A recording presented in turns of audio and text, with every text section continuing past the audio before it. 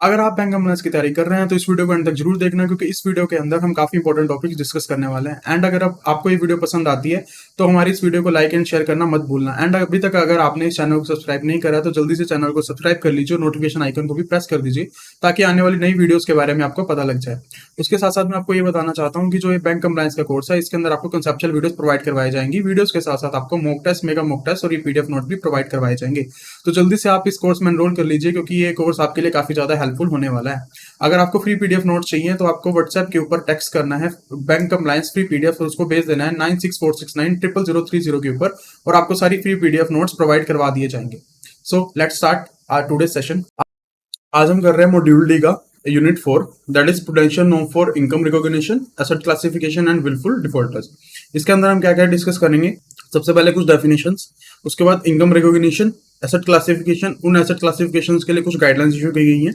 उसके बाद consortium agreements के अंदर किस तरीके से क्लासिफिकेशन की जाएगी, कुछ प्रोविजनिंग नॉर्म्स पढ़ेंगे। एंड हमने पढ़ा था कि हम अपनी एसेट्स को क्या कर सकते हैं, सिक्योरिटाइजेशन कंपनीज या रिकंस्ट्रक्शन कंपनीज को बेच सकते हैं, उसके रिगार्डिंग गाइडलाइंस है उनको पढ़ने वाला है। एंड जो एंड पे टॉपिक डिस्कस करने वाला है दैट इज विलफुल डिफॉल्टर्स। ठीक है, तो हम शुरू करते हैं। सबसे पहले हम डेफिनेशन देख रहे हैं। डेफिनेशन में सबसे पहले जो डेफिनेशन आती है दैट इज एनपीए। एनपीए हम बहुत बार डिस्कस कर चुके हैं, बट फिर भी एनपीए की बेसिक जो डेफिनेशन होती है, कोई भी ऐसी एसेट जिसके ऊपर हमें इनकम आनी बंद हो जाए उसको हम क्या बोलते हैं? एनपीए बोलते हैं। मतलब एनपीए की full form non performing asset, एक ऐसी एसेट जिसने परफॉर्म करना बंद कर दिया। एसेट समय क्या आ रही थी? इनकम। जब वो एसेट इनकम देनी बंद कर देगी उसको हम क्या रिकॉग्नाइज कर देंगे?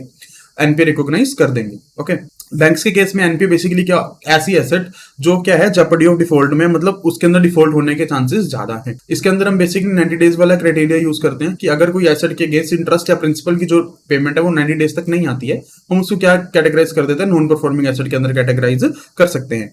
किसी भी फाइनेंशियल इंस्टीट्यूशन के लिए नॉन परफॉर्मिंग एसेट है वो काफी प्रॉब्लम कोज करती है। रीजन बीइंग उनसे हमें इंटरेस्ट नहीं आ रहा है, और जो एक फाइनेंशियल इंस्टीट्यूशन है वो किस पे बेस होता है? वो अपनी इनकम के लिए इंटरेस्ट के ऊपर ही डिपेंड होता है। तो जो उनके लिए एनपीएस है वो क्या है, एक काफी ज्यादा प्रॉब्लम उनके लिए रेज करते हैं।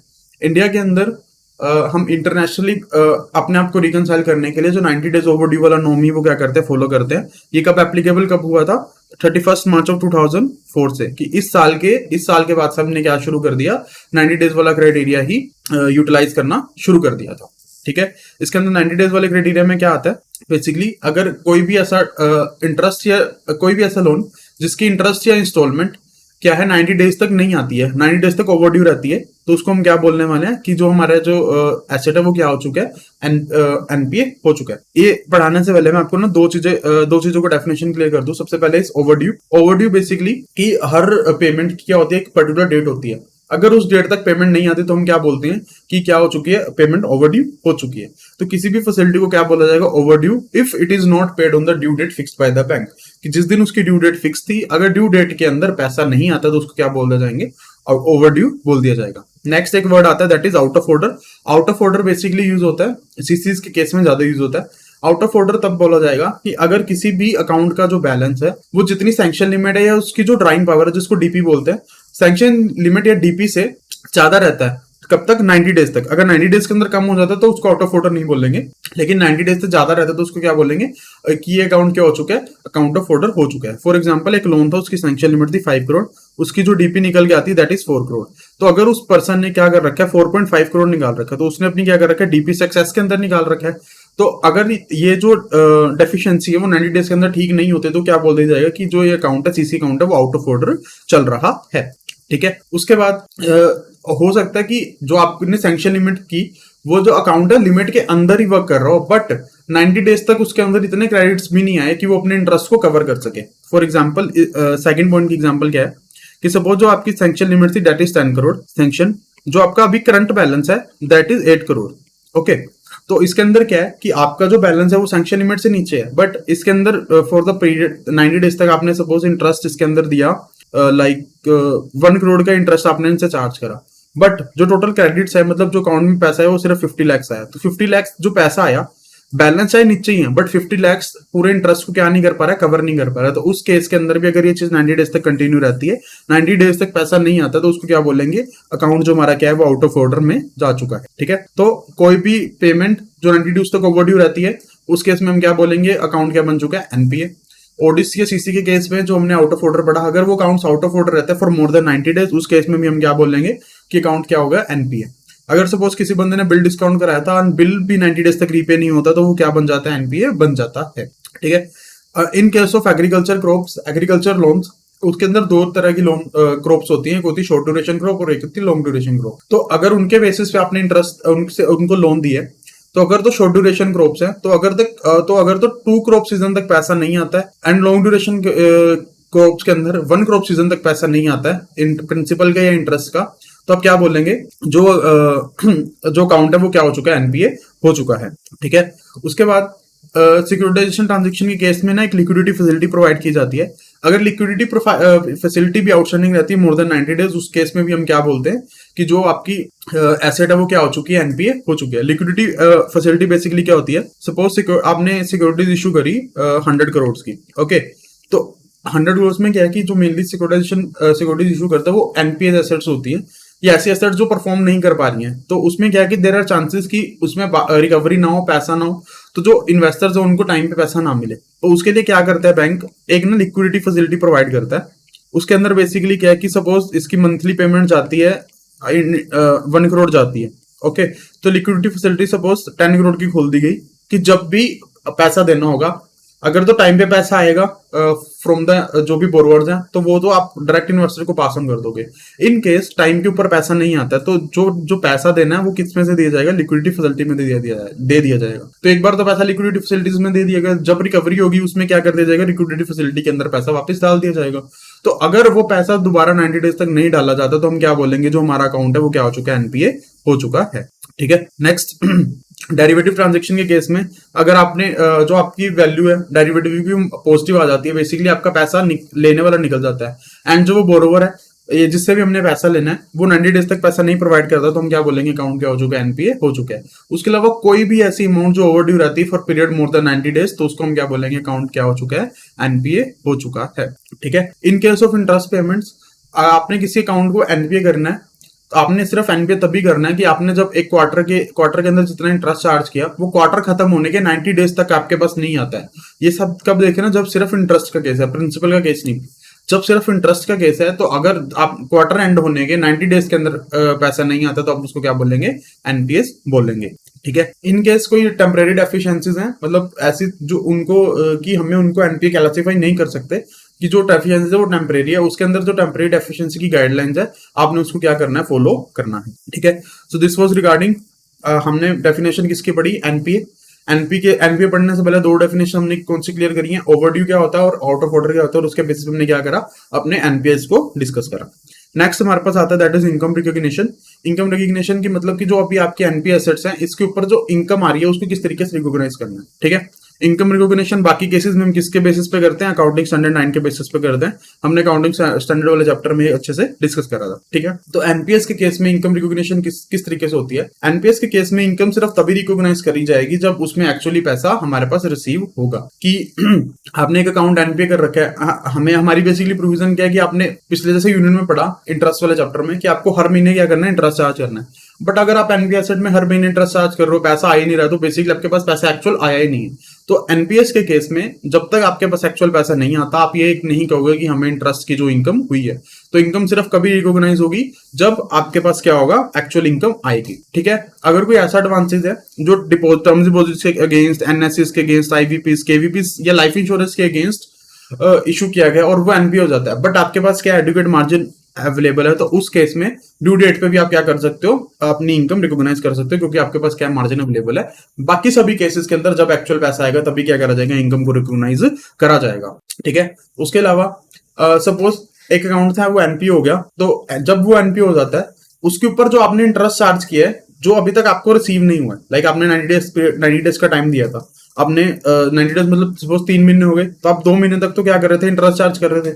2 महीने का तक का पैसा आपके पास नहीं आया, तो जब अकाउंट एनपी हो जाएगा तो आप 2 महीने का जो इंटरेस्ट है उसको क्या कर दोगे, रिसीव कर दोगे, एंड फर्दर आप क्या करोगे, उससे कोई इंटरेस्ट चार्ज नहीं करोगे। ठीक है। जो भी आपका इंटरेस्ट सपोज ये तो केस होगा कि आपने इंटरेस्ट चार्ज नहीं करना है। सपोज वो पर्सन बेसिकली ये करता है, नई क्रेडिट फैसिलिटी ले लेता है, नया आपसे लोन ले लेता है, उस लोन से आपको पैसा पे कर देता है, उस केस में भी आपने इंटरेस्ट रिकॉग्नाइज नहीं करना। रीजन मीनिंग उसने क्या करा है, एक्चुअली इंटरेस्ट नहीं दिया, उसने एक लोन से एक दूसरा लोन पे करा है, उस केस में भी क्या करेंगे हम, इनकम उसकी रिकॉग्नाइज नहीं करेंगे। ठीक है। उसके बाद जो भी हमारी एनपीएस के अंदर एक्रूड इंटरेस्ट होगा, एक्रूड मतलब जो ड्यू डेट तो आ गई बट उस हमसे पैसा रिकवर नहीं हुआ, उसको हम कहाँ रिकॉर्ड करेंगे, मेमोरेंडम अकाउंट के अंदर यूज इंक्लूड करेंगे एंड उसको अपने ग्रोस एडवांसेस का पार्ट नहीं बनाएंगे। ठीक है। उसके बाद treatment of fees, commission and other income. In case आप एनपीएस अकाउंट की क्या करते हो, रीनेगोशिएशन करते हो, रीशेड्यूलिंग करते हो, उसके ऊपर आप कोई फीस या कमीशन चार्ज करते हो, तो जब आपने जो भी रीनेगोशिएशन करके जो भी आपका पीरियड आया उसके ऊपर क्या करना है, उसको डिवाइड कर देना, उसको एक्रूअल बेसिस पे आपने चार्ज करना है कि लाइक आपने सपोज 5 लाख फीस चार्ज करी है और आपकी जो टर्म है वो 5 इयर्स हुई है रीनेगोशिएट करके, तो जो वो 5 लाख की इनकम है उसको आप हर साल कितना रिकॉग्नाइज करोगे, 1 लाख रिकॉग्नाइज करोगे, उसको उसकी टर्म के ऊपर क्या करोगे, स्प्रेड कर दोगे। ठीक है। नेक्स्ट इज आता है treatment of finance charge component. Finance charge component भी बेसिकली वही है कि जब आपके पास एक्चुअली रिसीव होगा तब भी आपने रिकॉग्नाइज करना है। इन केस एनपीएस अकाउंट में कोई अमाउंट अनरियलाइज हो, उसको क्या कर दोगे, आप रिवर्स कर दोगे। सो दिस वाज रिगार्डिंग आपने एनपीएस के अंदर इनकम रिकॉग्नाइज किस तरीके से करनी है, जब आपके पास एक्चुअल पैसा आएगा आपने तब रिकॉग्नाइज करनी है। कुछ केसेस के अंदर अगर आपके पास मार्जिन अवेलेबल है तो ड्यू डेट पे आप कर सकते हो। उसके बाद अगर कोई एनपीए हो जाता है, जो आपने इंटरेस्ट ऑलरेडी चार्ज करा है उसको रिवर्स कर दो और कोई भी फर्दर इंटरेस्ट उससे चार्ज नहीं करोगे। अगर वो कोई और लोन लेके आपको इंटरेस्ट पे कर रहा है तो उसको आपको अपनी इनकम रिकॉग्नाइज नहीं करना है। जो भी आपका अक्रूड इंटरेस्ट है उसको आपने मेमोरेंडम अकाउंट में दिखाओगे और ग्रोस एडवांसेस का पार्ट नहीं बनाओगे।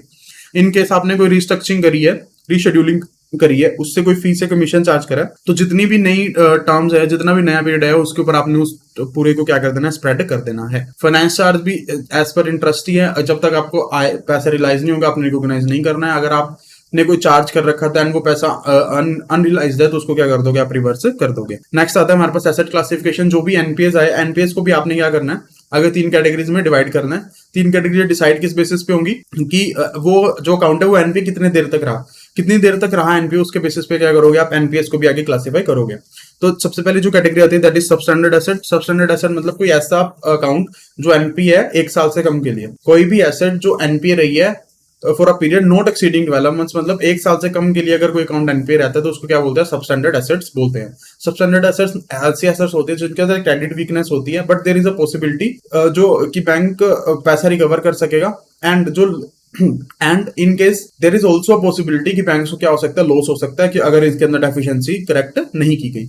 नेक्स्ट आता है डाउटफुल एसेट। डाउटफुल एसेट मतलब ऐसे एसेट जो एनपीए रहे हैं 12 महीने से ज्यादा, इनके अंदर जो क्रेडिट वीकनेस होती है वो सेम सबस्टैंडर्ड वाली होती है बट इसके अंदर जो रिस्क ऑफ लॉस है वो क्या होता है, ज्यादा होता है कि हमारे पास जो इनकम, जो हमारा पैसा है वो रिकवर कम होने वाला है। नेक्स्ट आता है लॉस एसेट। लॉस एसेट मतलब जो एसेट खत्म हो चुकी है। लॉस एसेट किस कौन कौन आइडेंटिफाई कर सकता है, बैंक खुद आइडेंटिफाई कर सकता है, इंटरनल एक्सटर्नल ऑडिटर कर सकते हैं, सेंट्रल बैंक के जो इंस्पेक्टर आते हैं वो कर सकते हैं।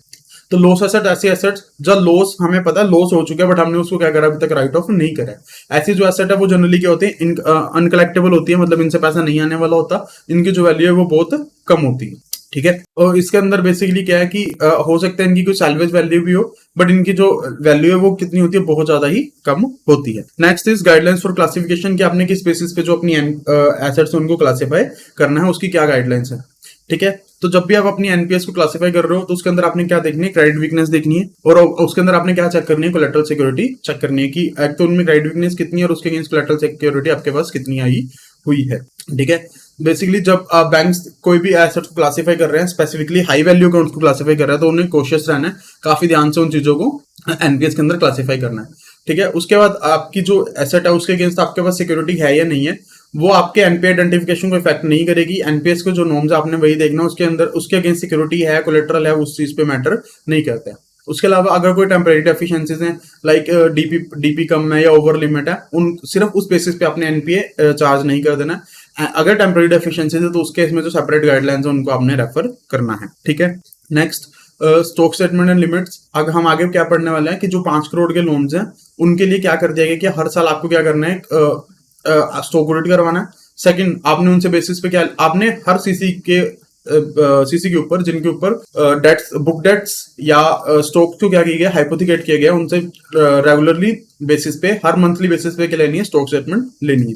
तो जो भी आप स्टॉक स्टेटमेंट ले रहे हो, ठीक है, वो 3 महीने से पुरानी नहीं होनी चाहिए, वो करंट होनी चाहिए। अगर 3 महीने से पुरानी आती तो क्या किया जाएगा, अकाउंट को रेगुलर कर दिया जाएगा। एंड अगर ये जो इरेगुलरिटीज है वो 90 डेज से ज्यादा एग्जिस्ट करती है तो क्या कर दिया जाएगा, अकाउंट को एनपीए कर दिया जाएगा। उसके बाद जो भी आपकी लिमिट्स है, चाहे वो रेगुलर हो चाहे अडोक हो, उनको क्या करना है, हर 180 डेज के अंदर आपने क्या करना है, रिव्यू करना है। अगर अगर आपने उसको एक बार एनपीए कर दिया तो आपको 180 डेज के अंदर उसको क्या करना है, रिव्यू करना है। Next is upgradation of NPA account, कि अगर कोई अकाउंट एनपीए हो जाता है क्या उसको अपग्रेड किया जा सकता है? हाँ, तो जो भी आपके इंटरेस्ट और प्रिंसिपल कैरियर थे, जो भी आपका इंटरेस्ट और प्रिंसिपल बचा हुआ था देने वाला, आप उसको पे करो एंड अपने आपके अकाउंट को क्या कर दिया जाएगा, एनपीए से अपग्रेड कर दिया जाएगा। नेक्स्ट आता है asset classification should be borrower wise not faculty wise, facility wise. मतलब कि अगर एक सपोज एक बोरोवर है, उसका एक अकाउंट एनपीए हो जाता है तो उसके सारे के सारे अकाउंट ही एनपीए हो जाएंगे। इट वॉन्ट मैटर कि उसका अगर सपोज उसने 3 लोन ले रखे हैं, सपोज उसकी एक सीसी है, एक उसका टीएल है, ठीक है। तो अगर उसका टीएल एनपीए अकाउंट बन जाता है तो उसका सीसी भी एनपीए अकाउंट बन जाएगा। ये नहीं होगा कि एक अकाउंट एनपी नहीं होगा, सेकंड अकाउंट एनपी नहीं होगा। तो जो ये चीज हम देखेंगे, क्या देखेंगे, बोरोवर वाइज देखेंगे, फैसिलिटी वाइज हम चीज नहीं देखने वाले हैं, ठीक है। नेक्स्ट स्पेसिफिक केसेस के अंदर क्लासिफिकेशन किस तरीके से करी जाएगी, ओके। अगर आपने सपोज कोई अकाउंट था, उसके अंदर रिकवरी के थ्रेट्स हैं, रिकवरी के थ्रेट्स क्यों हो सकते हैं, क्योंकि जो सपोज उसने जो सिक्योरिटी वैल्यू दी थी उसकी वैल्यू बहुत कम हो चुकी है, कोई और भी फैक्टर्स हो सकते हैं। तो इस एसेट्स को आप डाउटफुल या लॉस एसेट्स के अंदर क्या करोगे, कैटेगराइज कर दोगे। सेकंड, कोई भी अगर लोन प्रोवाइड किए गए हैं to the primary agriculture credit facilities, credit societies और फार्मर सर्विस सोसाइटीज, ताकि वो ऑन लैंडिंग दे सके, उस केस में अगर कोई डिफॉल्ट होता है तो उनको भी क्या कर दिया जाएगा, एनपीए रिकॉग्नाइज कर दिया जाएगा, ठीक है। कुछ पेपर सिक्योरिटीज के केस में अगर मार्जिन हमारे पास एडुकेट अवेलेबल है तो उसके अंदर उसको हम क्या बोलेंगे, एनपीए इंक्लूड नहीं करेंगे, ठीक है। एंड सपोज कोई अकाउंट है, उसके अंदर हमने मोरेटोरियम पीरियड प्रोवाइड किया था for the interest payment, and अगर उसके अंदर भी डिफॉल्ट होता है तो उसको तब भी आपको क्या करना है, उसको एनपीए रिकॉग्नाइज करना है। जैसे सपोज फर्स्ट 90 डेज के लिए हमने उसको मोरेटोरियम दे दिया तो 90 डेज तक तो इंटरेस्ट आएगा नहीं, तो आपने डायरेक्ट उसको एनपीए नहीं कर देना। जब उसका मोरेटोरियम पीरियड एंड होगा, अगर तब भी आपके पास इंटरेस्ट और प्रिंसिपल नहीं आता, तब आपने उसको क्या करना है, एनपीए रिकॉग्नाइज करना है, ठीक है। In case of asset advances जो गवर्नमेंट ने गारंटी दी है, जिनके अगेंस्ट गवर्नमेंट ने गारंटी दी, अगर तो वो स्टेट गवर्नमेंट ने दी है तो उस पर सेम 90 डेज वाले प्रोविजन लगेंगे। अगर वो ओवरड्यू रहता है for a period of 90 days तो उसको एनपीए कर दोगे। अगर कोई गारंटी दिया सेंट्रल गवर्नमेंट ने तो उस एडवांस को एनपीए तभी बोलेंगे कि जब आपने गारंटी इन्वोक करी, कि आप गारंटी लेने गए कि इस बंदे ने पैसे नहीं दिया, आपने गारंटी दी थी, आप हमें गारंटी के पैसे दे दो। तो उस केस में अगर गवर्नमेंट मना कर देती है कि हम पैसे नहीं देंगे, तभी उस अकाउंट को क्या किया जाएगा, एनपीए कहा जाएगा। जब तक उस गारंटी को गवर्नमेंट के द्वारा रेप्यूटेट नहीं करा जाएगा, आप अकाउंट को एनपीए नहीं बोलो। नेक्स्ट हमारे पास आता है कंसोर्शियम एग्रीमेंट। मतलब कंसोर्शियम मतलब जब एक या एक से ज्यादा बैंक मिलकर क्या करते हैं, बोरोवर को फाइनेंस करते हैं, उसको कंसोर्शियम एग्रीमेंट या मल्टीपल बैंकिंग एग्रीमेंट्स बोलते हैं। उस केस में हर इंडिविजुअल मेंबर बैंक अपने बेसिस पे, अपने फैक्टर्स के ऊपर क्या करेगा, अपनी एसेट को क्लासिफाई करेगा। इसके अंदर एक पॉइंट आता है कि जैसे मल्टीपल बैंकिंग के केस में सपोज जो सारा का सारा पैसा वो लीड बैंक के पास जा रहा है और अदर बैंक को क्या किया जा रहा है, वो पैसा शेयर नहीं किया जा रहा। तो जो अदर बैंक है वो क्या करेंगे कि हमें पैसा आया नहीं है, हमारे अकाउंट को सर्विस नहीं किया गया, उसको इसलिए अकाउंट को क्या कर दिया जाएगा, एनपीए कर दिया जाएगा। बेसिकली आपने क्या करना है, अपना इंडिविजुअल बैंक देखना है। आपके बैंक में अगर पैसा आ रहा है, आपका अकाउंट रेगुलरली चल रहा है, तो वो आपको एनपीए नहीं करना। अगर आपके अकाउंट में पैसा ओवरड्यू रहता है या आउट ऑफ ऑर्डर रहता है, तो आपने उस अकाउंट को क्या कर देना, एनपीए कर देना। चाहे वो पूरे ओवरऑल बेसिस पे बाकी बैंक्स को पैसा पे कर रहा हो, आपने सिर्फ देखना है, अपने बैंक को देखना है। नेक्स्ट हमारे पास टॉपिक आता है project under implementation. Project under implementation मतलब कि जो प्रोजेक्ट है किसी स्पेसिफिक प्रोजेक्ट के लिए लोन दिया गया है, ठीक है। तो आप उस केस में भी क्या कर सकते हो, टर्म लोन प्रोवाइड कर सकते हो, ठीक है।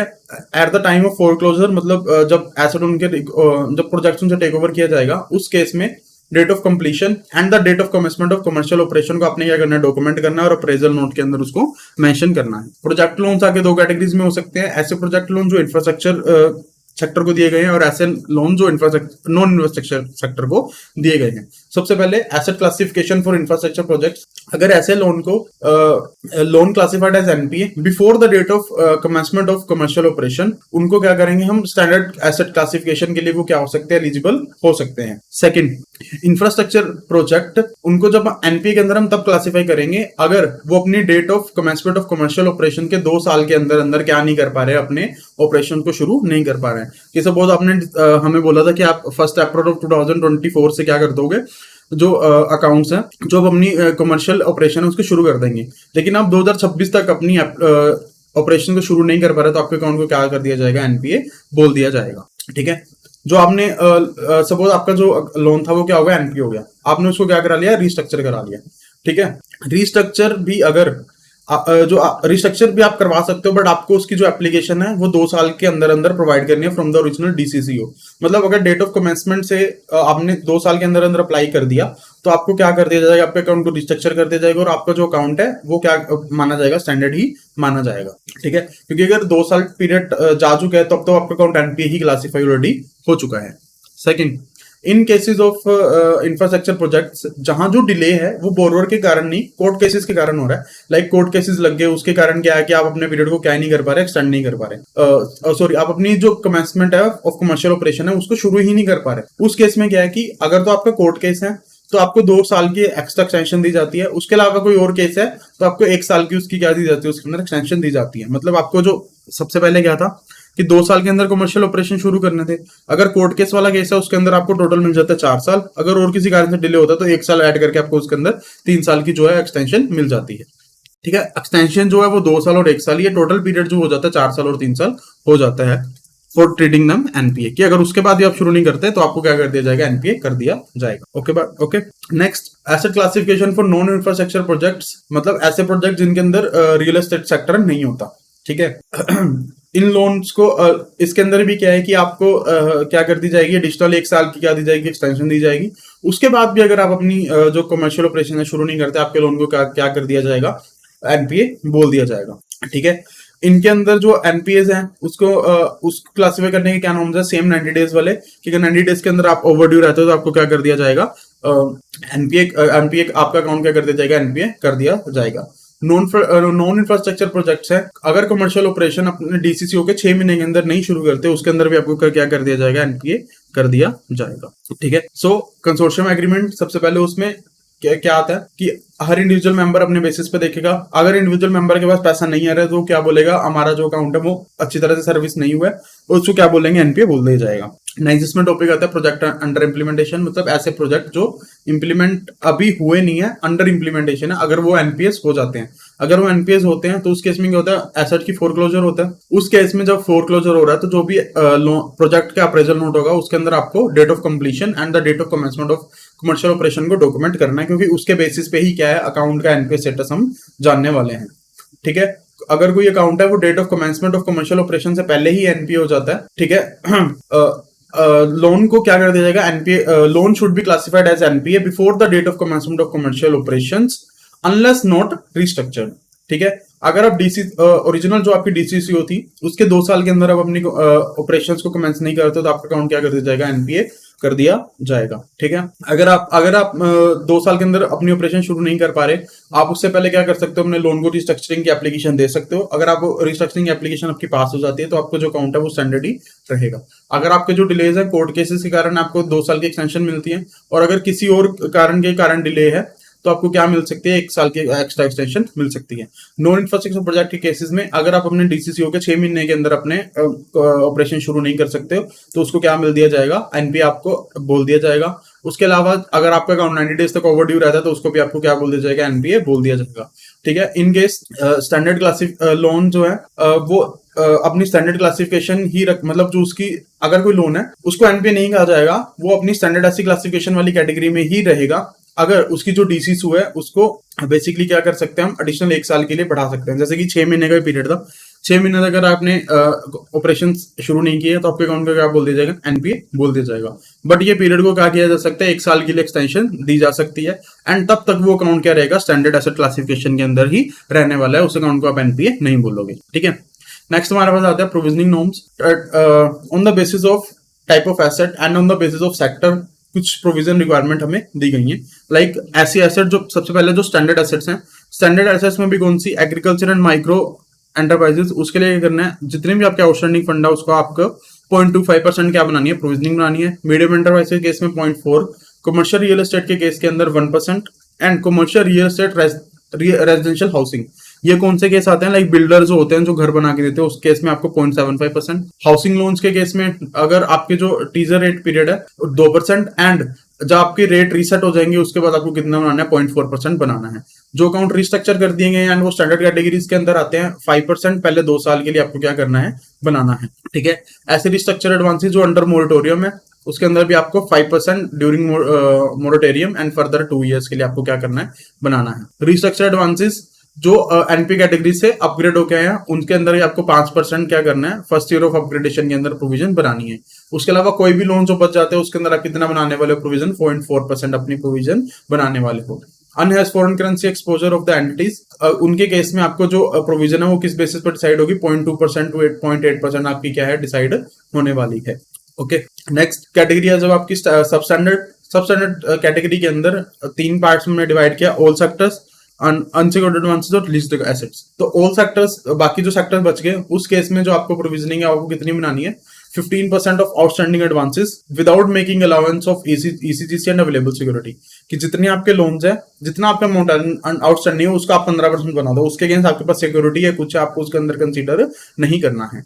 सेकंड, अनसिक्योर्ड एडवांसेस के केस में आपको एडिशनल 10% बनानी है, मतलब आप 15% तो बनाओगे बट वो लोन अनसिक्योर्ड है, इसलिए उस केस में आपको क्या करना है, 25% एक्स्ट्रा आपने उसकी 10% एक्स्ट्रा, मतलब टोटल 25% उसकी क्या करनी है, प्रोविजनिंग करनी है। In case of infrastructure loans, अगर जो एस्क्रो मैकेनिज्म उसके अंदर अवेलेबल है तो उसके अंदर आपने सिर्फ एडिशनल 5%, मतलब टोटल आपकी जो प्रोविजन होगी वो कितनी होगी, 20% ही होने वाली है। लीज एसेट के केस के अंदर जो भी आपकी लीज की नेट इन्वेस्टमेंट है एंड उसका जो रिलायंस पोर्शन, फाइनेंस इनकम का अनरिलाइज पोर्शन है, उसके ऊपर आपने कितनी प्रोविजनिंग करनी है, 15% की प्रोविजनिंग करनी है। एंड अगर ये लीज एक्सपोजर क्या है, अनसिक्योर्ड है, तो उसके अंदर आपको एडिशनल 10% भी प्रोविजनिंग कर देनी है, मतलब टोटल इसके अंदर भी आपको कितनी प्रोविजन कर देनी है, 25% कर देनी है। उसके बाद जो आपकी एसेट्स है वो डाउटफुल है, डाउटफुल में भी अगर तो वो अनसिक्योर्ड है, अनसिक्योर्ड पे तो डायरेक्ट आपको क्या करना है, 100% की प्रोविजन बना दो। सेकेंड, अगर जो आपकी लोन्स हैं वो सिक्योर्ड हैं, उसके अंदर आपको जो प्रोविजनिंग करनी है वो कितनी करनी है, 25%, 40%, 100%, डिपेंडिंग अपॉन की जो आपका कैटेगरी डाउटफुल कैटेगरी में वो कितनी देर तक है। मतलब अगर वो डाउटफुल कैटेगरी में रहा 1 साल तक तो आपको प्रोविजनिंग करनी 25%, 1 to 3 years तक रह रहा है तो 40%, अगर 3 साल से ज्यादा हो चुके डाउटफुल कैटेगरी में तो आपको क्या करना है, उसकी 100% प्रोविजनिंग बना देनी है। ठीक है, लीज एसेट के भी केस में सेम है, 25%, 40%, 100%, डिपेंडिंग अपॉन की वो कितने देर तक आपका जो है इस कैटेगरी के अंदर रहने वाला है। उसके अंदर भी अगर अनसिक्योर्ड पोर्शन है, अनसिक्योर्ड पे तो हमेशा ही क्या होने वाली है, 100% की जो है प्रोविजनिंग होने वाली है। ठीक है, अगर आपकी कोई डाउटफुल एसेट्स हैं जो ईसीजीसी कवर से क्या है, कवर की गई हैं, उस केस में क्या करना है, आपने जितनी भी गारंटी है, जितनी भी वैल्यू ऑफ सिक्योरिटी उसको क्या कर देना है, नेट कर देना है। नेट करने के बाद जितनी वैल्यू आई उसको उसकी आपने क्या कर देनी है, प्रोविजनिंग कर देनी है। लॉस के केस में क्या है, या तो उसको राइट ऑफ कर दो, अगर आप उसको राइट ऑफ नहीं कर रहे तो क्या आप करना है, आपने उसको 100% उसकी प्रोविजनिंग बना देनी है। लीज एसेट्स के केस में जो कि लॉस एसेट्स कैटेगरी के अंदर आती है उसके अंदर भी आपको क्या करनी है, 100% प्रोविजनिंग बनानी है। तो this was regarding provisioning with related to standard category of loans, sub standard and doubtful category of loans. उसके बाद ठीक है, उसके बाद एक चीज आती है कि with a view to bring down divergence, मतलब कि चांसेस ऑफ डिफॉल्ट को कम करने के लिए ऐसे एनपीएस अकाउंट जिनका जो बैलेंस है 5 करोड़ से ज्यादा है, ठीक है, उनकी क्या है, stock audit on annual intervals क्या कर दी गई है, मैंडेटरी कर दी गई है। बेसिकली क्या करेंगे, बैंक्स क्या करेंगे, एक्सटर्नल एजेंसीज को अपॉइंट करेंगे, उनसे क्या कराएंगे, उनका स्टॉक ऑडिट करवाएंगे। स्टॉक ऑडिट करवाया जाता है ताकि जो उनकी जो स्टॉक वैल्यूएशन है उसके ऊपर लायबिलिटी को क्या किया जा सके, इंक्रीज किया जा सके। ठीक है, उसके अलावा जो भी आपने उसके अगेंस्ट क्या दी है, सिक्योरिटीज प्रोवाइड की गई हैं, उन सिक्योरिटीज का क्या करना है, आपने हर 3 साल के अंदर एक बार उससे क्या करानी है, वैल्यूएशन करानी है। वैल्यूएशन करेगा कौन, वैल्यूअर्स अपॉइंट किए जाते हैं बैंक के बोर्ड के द्वारा कि आप इनसे क्या कर सकते हो, अपनी वैल्यूएशन करा सकते हो। सर्टिफाइड वैल्यूअर्स अपॉइंट किए जाते हैं। तो बेसिकली आपने क्या करना है, जो भी एनपीएस अकाउंट जिनका बैलेंस 5 करोड़ है उससे ज्यादा है, उनके क्या करवाना है, स्टॉक ऑडिट करवाना है। स्टॉक ऑडिट के साथ साथ अगर उन्होंने जो भी कोलेटरल सिक्योरिटीज दी है, उन कोलेटरल सिक्योरिटीज की क्या करानी है, एनुअल बेसिस के ऊपर वैल्यूएशन करवानी है। ठीक है, नेक्स्ट आता है prudential normal creation and utilisation of floating provisions. Floating provisions मतलब ऐसी प्रोविजन जो टाइम टाइम पे चेंज हो रही है। ये जो फ्लोटिंग प्रोविजंस है वो एक्स्ट्रा प्रोविजंस होती हैं। जो आपने ऊपर वाली पढ़ी वो तो क्या है, मैंडेटरी प्रोविजन है, स्टैट्यूटरी प्रोविजंस है, वो आपको बनानी ही पड़ेंगी। फ्लोटिंग प्रोविजन उसके अलावा एक्स्ट्रा प्रोविजंस होती हैं। सो बैंक्स के पास क्या, सबसे पहले बोर्ड अप्रूव्ड पॉलिसी होनी चाहिए कि वो अपने एडवांसेस एंड इन्वेस्टमेंट के ऊपर फ्लोटिंग प्रोविजंस बना भी सकते हैं या नहीं बना सकते। ठीक है, फ्लोटिंग प्रोविजन जो आपने बनानी है, ठीक है, तो वो आपने उसके अंदर आपने क्या करना है, कुछ नॉर्म्स को फॉलो करना है कि जो भी आप फ्लोटिंग प्रोविजंस बनाई है वो specific provision for non performing assets, या जो आपने रेगुलरली प्रोविजन देखी फॉर स्टैंडर्ड एसेट उसको बनाने के लिए यूज नहीं होंगी। फ्लोटिंग प्रोविजन उन प्रोविजन से क्या होंगी, हटकी होंगी। फ्लोटिंग प्रोविजन कब बनाई जा सकती है, सिर्फ एक्स्ट्रा ऑर्डिनरी सर्कमस्टांसेस के अंदर बनाई जा सकती है, ताकि in case of impaired accounts क्या किया जा सके, अपने लॉस को कम किया जा सके। जो भी आपने फ्लोटिंग प्रोविजन बनानी है उसके लिए आपको क्या चाहिए, बैंक अप्रूवल चाहिए, एंड आपको आरबीआई की क्या चाहिए, परमिशन चाहिए। ठीक है। उसके अलावा जो बैंक अपनी पॉलिसी बनाएंगे उसके अंदर उनको ये भी बताना है कि कौन सी सिचुएशन को क्या किया जाएगा, एक्स्ट्राऑर्डिनरी कहा जाएगा। एक्स्ट्राऑर्डिनरी कंडीशन कौन सी होती है, बेसिकली ऐसी कंडीशन जो नॉर्मल कोर्स ऑफ बिजनेस में नहीं होती है, एक्सेप्शनल होती है और नॉन रेकरिंग होती है, मतलब बार बार नहीं होती। ठीक है। एक्स्ट्राऑर्डिनरी कैटेगरीज तीन तरीके की बेसिकली हो सकती है। एक होती है जनरल सिचुएशन, मतलब जनरल सिचुएशन मतलब ऐसी सिचुएशन जिसके अंदर लॉस हुआ। लॉस किस तरीके से हो सकता है, लाइक सिविल अनरेस्ट आ गया, collapse of currency in country होगी, नेचुरल कैलामिटीज होगी, पेंडेमिक्स आ गया, एक्सेट्रा। मार्केट जनरल, उसके बाद हो सकती है मार्केट कंडीशन। मार्केट कंडीशन मतलब कि मार्केट के अंदर मेल्टडाउन आ गया जिससे पूरे के पूरे फाइनेंशियल सिस्टम में इफेक्ट हुआ। क्रेडिट कंडीशन ऐसी हो सकती है जो एक्सेप्शनल क्रेडिट लॉसेस को कोज करती है। तो अगर ये कैटेगरीज है, इन कैटेगरीज के लिए आप क्या बना सकते हो, फ्लोटिंग प्रोविजंस बना सकते हो। ठीक है। उसके बाद आता है additional provisions of NPAs at higher risk, कि आपने एनपीएस के लिए जो ऊपर प्रोविजंस पड़ी, जो आपको मिनिमम प्रोविजन बनानी ही बनानी है, बट आपको लगता है कि आपको जो प्रोविजन आपको लॉस हो वो ज्यादा हो सकता है, उसके लिए आपको प्रोविजनिंग ज्यादा करने की जरूरत है, तो आप उसके लिए क्या कर सकते हो, एडिशनल प्रोविजंस भी बना सकते हो। ऐसी प्रोविजंस को फ्लोटिंग प्रोविजन नहीं किया जाएगा। रीजन बीइंग, फ्लोटिंग प्रोविजंस वो प्रोविजंस होती हैं जो किस लिए बनाई जाती हैं, एक्स्ट्राऑर्डिनरी सर्कमस्टेंसेस के लिए बनाई जाती हैं। ये हम क्या कर रहे हैं, अपने एनपीएस के अंदर ही क्या कर रहे हैं, उनकी प्रोविजनिंग क्या कर रहे हैं, एडिशंस कर रहे हैं। जब हम पढ़ रहे थे डिस्क्लोजर्स वाला चैप्टर, उसमें हमने देखा था कि हम जो डिस्क्लोजर्स देते हैं वो ग्रोस एनपीएस और नेट एनपीएस का देते हैं। ग्रोस एनपीएस के अंदर से हम क्या माइनस करते हैं, अपनी प्रोविजन माइनस करते हैं, और हम क्या एंड पे क्या किस पे रीच हो जाते हैं, अपने नेट प्रोविजंस पे आ जाते हैं। तो जो ये एडिशनल प्रोविजन है उनको भी क्या कर सकते हैं, हम अपने ग्रोस एनपीएस से नेट ऑफ कर सकते हैं। नेक्स्ट आता है हमारे पास provisioning coverage ratio. Provisioning coverage ratio is basically कि आपका जो लोन है वो कितना है और उसके अगेंस्ट आपने प्रोविजनिंग कितनी बना रखी है, कि जो आपका जो भी आपके एडवांसेस है वो कितनी प्रोविजन से क्या कर रहे हैं, कवर कर रहे हैं। ठीक है। ठीक है। उसके बाद बैंक को क्या करना था, अपने पास क्या करनी थी, प्रोविजनिंग एंड कैपिटल बफर्स बनाने थे। रीजन बिंग कि जब आपका टाइम अच्छा है, आप अपने क्या करो, अपने पास पैसा बचा के रखो, ताकि इन केस लॉसेस आते हैं, डाउन टर्न, आप उसको क्या कर सको, मिटिगेट कर सको। ठीक है। आप जब आपकी क्या होनी चाहिए, आपके पास एक काउंटर कॉम्प्रिहेंसिव पॉलिसी होनी चाहिए, कॉम्प्रिहेंसिव मेथड होना चाहिए कि किस बेसिस पे आप अपनी पीसीआर है जो प्रोविजनिंग कवरेज रेशियो उसको मेंटेन करके रखोगे। ठीक है। तो एक मेथोडोलॉजी, जब तक आपके पास वो कॉम्प्रिहेंसिव अप्रोच नहीं थी, हम थोड़ी हिस्ट्री की बात कर रहे हैं, उस टाइम पे आपको क्या किया था, फॉलोइंग अप्रोच दी गई थी कि आपको ये अप्रोच फॉलो करनी है। सबसे पहले जो भी आपका ग्रोस एनपीए था उसकी आपने क्या करनी है, पीसीआर मेंटेन करनी है 70%, कि आपका सितंबर 30 2010 तक जो भी आपकी एनपीए पोजीशन है उसकी जो उसके अगेंस्ट आपके पास प्रोविजनिंग कितनी होनी चाहिए, 70% की आपके पास प्रोविजनिंग होनी चाहिए। ठीक है। जो भी आपके सरप्लस होंगे उसको आप क्या करोगे, काउंटर साइक्लिकल बफर के अंदर उसको कैटेगराइज करोगे। काउंटर साइक्लिकल बफर कितना होगा उसके लिए आपको क्या किया गया था, सेपरेट प्रोसीजर ले डाउन किया गया था। जो भी ये बफर होगा उसको आपने कब यूज करना है, आप एनपीएस के लिए इन टर्म्स ऑफ डाउन क्या कर सकते हो, स्पेसिफिक प्रोविजन बना सकते हो with the approval of RBI. ठीक है। फ्लोटिंग प्रोविजन ऐसी प्रोविजन जो क्या करी जाती है, एक्स्ट्राऑर्डिनरी टाइम्स के अंदर बनाई जाती है। ठीक है। इसको आप जो अपने ऊपर स्टैट्यूटरी रेगुलेटरी प्रोविजंस देखी थी उसके अंदर इसको काउंट नहीं करोगे, ये क्या होने वाली है, अलग होने वाली है। जो भी एक्स्ट्राऑर्डिनरी सर्कमस्टेंसेस है वो क्या क्या हो सकते हैं, जनरल सिचुएशंस हो सकती हैं, मार्केट जनरल मेल्टडाउन हो सकता है, या कोई एक्सेप्शनल क्रेडिट लॉसेस हो सकते हैं। उसके अलावा आप एनपीएस के लिए क्या कर सकते हो, एक्स्ट्रा प्रोविजन बना सकते हो। जो भी आप एनपीएस के लिए एक्स्ट्रा प्रोविजन बनाओगे फ्लोटिंग प्रोविजन नहीं होंगी। उसके बाद आपको क्या मेंटेन करके रखनी है, अपनी पीसीआर मेंटेन करके रखनी है। उसके रिगार्डिंग हमने कुछ क्या पढ़ी, गाइडलाइंस पढ़ी जो आपको पहले फॉलो करनी है। नेक्स्ट जो हमारे पास टॉपिक आता है that is sale of financial assets, या financial assets to the securitisation company या रिस्ट्रक्चरिंग कंपनी। ठीक है। तो फाइनेंशियल एसेट्स को आप सिक्योरिटाइजेशन कंपनी से रिस्ट्रक्चर कंपनी को बेच सकते हो। कब कब आप बेच सकते हो, जब वो क्या हो, या तो एनपीओ, सेकंड अब वो एनपीए नहीं हुई है, स्टैंडर्ड एसेट्स हुई हैं। अगर तो एनपीए आप डायरेक्ट बेच सकते हो, बट स्टैंडर्ड एसेट, अगर वो स्टैंडर्ड एसेट एक तो मल्टीपल बैंकिंग एग्रीमेंट के अंदर हो, सेकंड जो उसकी एसेट की 75% वैल्यू वो बाकी बैंक्स ने क्या कर रखी है, एनपीए के अंदर उसको कैटेगराइज कर रखा है। थर्ड, जो 75% ऑफ द बैंक्स हैं जो मल्टीपल बैंकिंग एग्रीमेंट के अंदर इंक्लूड हो रहे हैं, उनकी क्या हो कि वो चाहते हो कि उनका एग्रीमेंट हो कि इस एसेट को क्या कर दिया जाए, बेच दिया जाए। बेसिकली आप तीन तरह के एसेट को बेच सकते हो। First one is NPA, second is अगर वो एसेट क्या है, एसएमए2, थर्ड अगर वो स्टैंडर्ड एसेट है। स्टैंडर्ड एसेट भी कौन सी स्टैंडर्ड एसेट, जो कि मल्टीपल बैंकिंग एग्रीमेंट में, सेकंड जो मल्टीपल बैंकिंग एग्रीमेंट्स में जो भी बैंक्स हैं उन्होंने क्या कर रखा है, उसकी एसेट की 75% वैल्यू को एनपीए कैटेगराइज कर रखा है। थर्ड जो भी मेंबर्स हैं वो इस चीज पे एग्री कर रहे हैं कि इस एसेट को हम बेच दें। अगर तीनों, अगर स्टैंडर्ड एसेट की 3 कैटेगरी सेटिस्फाई हो जाती है तो आप स्टैंडर्ड एसेट्स को भी क्या कर सकते हो, बेच सकते हो। तो 3 एसेट्स कौन सी, NPS, standard asset with certain conditions, and SMA-2। Next, आपने बेचना कैसे है, प्रोसीजर एंड नॉर्म्स आपने क्या फॉलो करने हैं। सबसे पहले जो भी एसेट बिक्री होगी आपको ये इंश्योर कराना है कि वो एसेट क्या है, जो भी बैंक वो एसेट बेच रहा है उस बैंक की एसेट्स में से क्या हो जाए, वो चीज रिमूव हो जाए, मतलब उस बैंक के एसेट्स में से वो एसेट खत्म हो जाए। सेकंड, उसके अंदर कोई भी, अगर उसके अगेंस्ट कोई भी नॉन लाइबिलिटी है तो वो भी क्या होनी चाहिए, उसको डिवॉल्व कर दो, उसको भी क्या कर दो, आप खत्म कर दो। उसके बाद जो भी आपने ये चीजें बेचनी है उसके रिगार्डिंग आपके पास क्या होनी चाहिए, बोर्ड की एक अप्रूव्ड पॉलिसी होनी चाहिए कि इसको किस तरीके से बेचा जाएगा। अगर जो भी अपनी एसेट बेच चुके हो उसके अगेंस्ट आपने कोई भी ऑपरेशनल, लीगल या किसी भी तरीके का रिस्क एज्यूम नहीं करना है, क्योंकि आप वो एसेट बेच चुकी है, आपकी एसेट्स में से क्या हो चुकी है, वो खत्म हो चुकी है। ठीक है, बैंक्स फ्री हैं कि ये डिसाइड करें कि उन्होंने सिक्योरिटाइजेशन कंपनीज और रिस्ट्रक्चरिंग कंपनीज को अपनी एसेट बेचनी है या नहीं बेचनी है।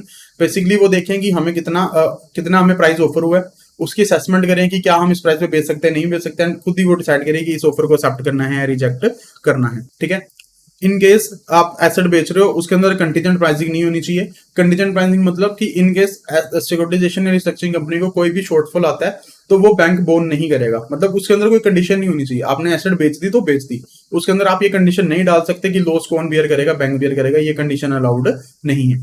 ठीक है, इन केस आपको कोई भी उसके अगेंस्ट कैश, बॉन्ड या डिवेंचर इशू रिसीव होते हैं इन सेल ऑफ एसेट, मतलब एज अ सेल कंसिडरेशन, तो आपको क्या करोगे, उन चीजों को एज ए इन्वेस्टमेंट कैटेगराइज करोगे। ठीक है, उसके बाद बैंक्स क्या कर सकते हैं, एग्रीमेंट्स, एक एग्रीमेंट कर सकते हैं सिक्योरिटाइजेशन कंपनी और रिस्ट्रक्चरिंग कंपनी के साथ कि इन केस कोई सरप्लस आता है तो सरप्लस क्या किया जाएगा, आपस में शेयर किया जाएगा। ठीक है, तो बेसिकली इसमें क्या है कि लॉस, अगर इनकेस लॉस होता है वो बैंक शेयर नहीं करेगा, बट आप प्रॉफिट का एग्रीमेंट उनके साथ कर सकते हैं। ठीक है, उसके बाद इन सेल ट्रांजेक्शन के लिए कुछ पोटेंशियल नॉर्म्स है। पोटेंशियल नॉर्म में सबसे पहले तो आता है प्रोविजनिंग या वैल्यूएशन रिलेटेड।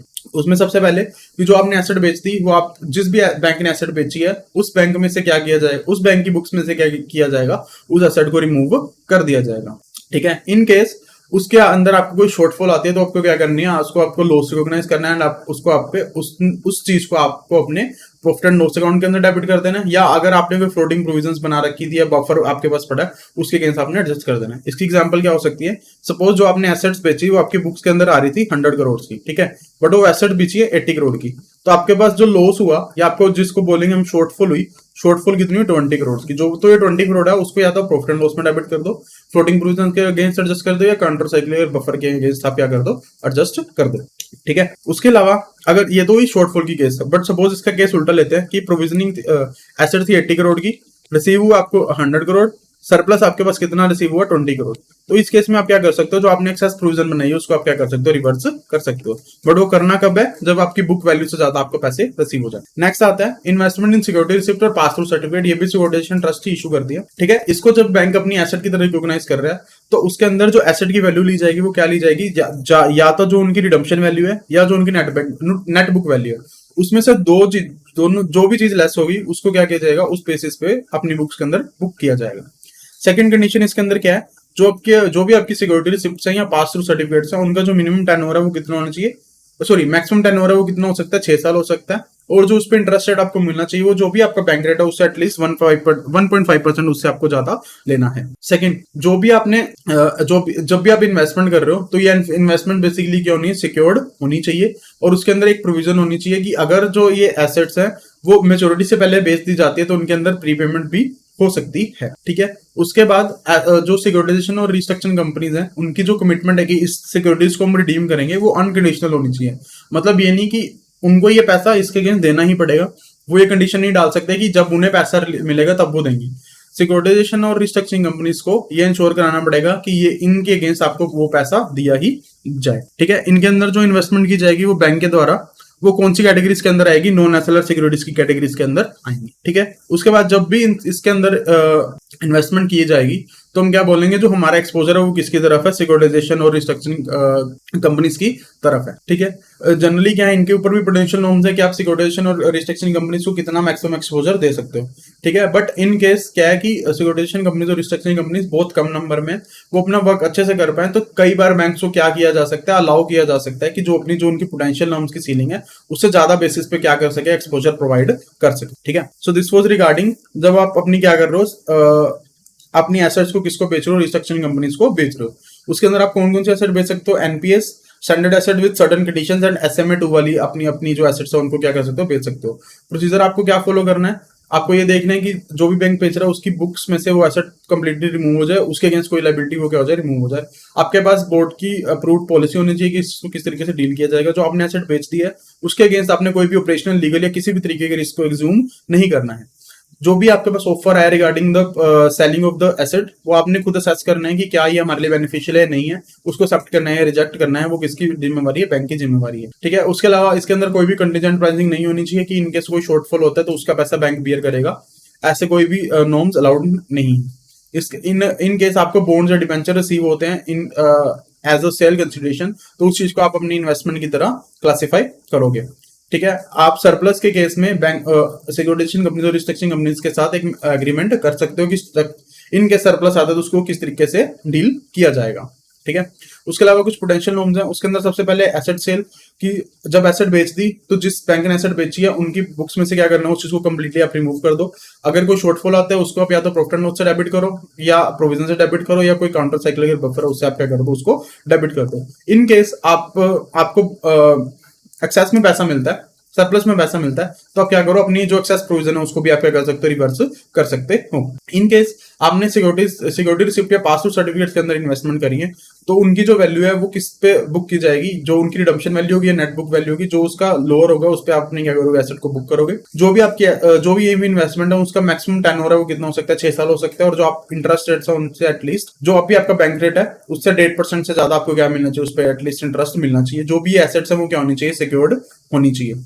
ठीक है, इनकी जो कमिटमेंट टू रिडीम सिक्योरिटीज है वो क्या होनी चाहिए, अनकंडीशनल होनी चाहिए कि आपको वो पैसा मिलेगा ही मिलेगा। उसके बाद जो भी आपने इन्वेस्टमेंट करी है वो क्या होनी चाहिए, नॉन एसएलआर कैटेगरीज के अंदर उसको आपने क्या करना है, क्लासिफाई करना है। जब आप इन एसेट्स के अंदर इन्वेस्टमेंट करोगे तो क्या कहा जाएगा कि आपका जो एक्सपोजर है वो किसकी तरफ है, securitisation companies and restructuring companies की तरफ है। क्योंकि सिक्योरिटाइजेशन कंपनीज और रिस्ट्रक्चरिंग कंपनीज नंबर में कम है तो बैंक्स को अलाउ किया जा सकता है कि जो भी उनके ऊपर पोटेंशियल एक्सपोजर की लिमिट लगाई गई है वो उससे ज्यादा बेसिस पे क्या कर सकते हैं, एक्सपोजर प्रोवाइड कर सकते हैं। तो दिस वाज रिगार्डिंग जब आप अपनी एसेट्स किसको बेच रहे हो, सिक्योरिटाइजेशन कंपनीज या रिस्ट्रक्चरिंग कंपनीज को बेच रहे हो। नेक्स्ट हमारे पास आता है जब आप अपनी नॉन परफॉर्मिंग एसेट्स बेचते हो, उनकी परचेज या सेल करते हो to other than securitisation companies and restructuring companies. एक तो वो आपने एनपीएस बेचे, अपनी जो हमने एसेट्स देखी वो किसको बेची, सिक्योरिटाइजेशन कंपनीज और रिस्ट्रक्चरिंग कंपनीज। उसके अलावा अपनी एनपीएस बेच सकते हो बाकी लोगों को, उसके लिए क्या गाइडलाइंस है हम वो देखने वाले हैं। तो जो भी फाइनेंशियल एसेट या तो वो नॉन परफॉर्मिंग एसेट्स है, नॉन परफॉर्मिंग इन्वेस्टमेंट है, उसकी आप परचेज या सेल कर सकते हो, चाहे वो मल्टीपल बैंकिंग एग्रीमेंट्स में हो, चाहे वो इंडिविजुअल आपके पास हो, आप उनकी सेल परचेज कर सकते हैं। इसके अंदर भी आपके पास क्या होनी चाहिए, बोर्ड अप्रूव्ड पॉलिसी होनी चाहिए। ठीक है, उसके बाद जो भी आप सेल प्राइस को आपको कोट किया जाएगा वो सेल प्राइस एटलीस्ट कितना होना चाहिए, जो भी उस एसेट से आपको क्या होने वाले हैं, नेट कैश फ्लो होने वाले हैं, या उसके आपने क्या करना है, प्रेजेंट वैल्यू निकालनी है। प्रेजेंट वैल्यू और नेट रियलाइजेबल वैल्यू का जो लोअर है उससे कम पे आपने क्या करनी है, सेल प्राइस नहीं देना। तो बेसिकली हमने क्या करा, जो भी आपके एस्टिमेटेड कैश फ्लोज थे उसकी प्रेजेंट वैल्यू निकाल ली एंड उसकी नेट रियलाइजेबल वैल्यू, दोनों में से जो लोअर होगा वो आपकी क्या होनी चाहिए, एटलीस्ट सेल वैल्यू होनी चाहिए। ठीक है, इन केस जो आपकी सेटलमेंट है वो क्या है, पार्ट्स में, तो आपको जो प्रेजेंट वैल्यू निकालनी है वो पार्ट्स के बेसिस पे ही निकालनी है। ठीक है, जो भी आपके एसेट के एस्टिमेटेड कैश फ्लोज हैं वो आपको पहले साल के अंदर 10% एटलीस्ट रिसीव हो जाने चाहिए, और उसके अगले आधे हाफ ईयर के अंदर एटलीस्ट 5% रिसीव होने चाहिए, और जो आपके फुल रिकवरी है वो एटलीस्ट 3 साल के अंदर पूरी हो जानी चाहिए। उसके अलावा जो भी आपने सेल परचेज किया है वो विदाउट रिकोर्स बेसिस पे होनी चाहिए।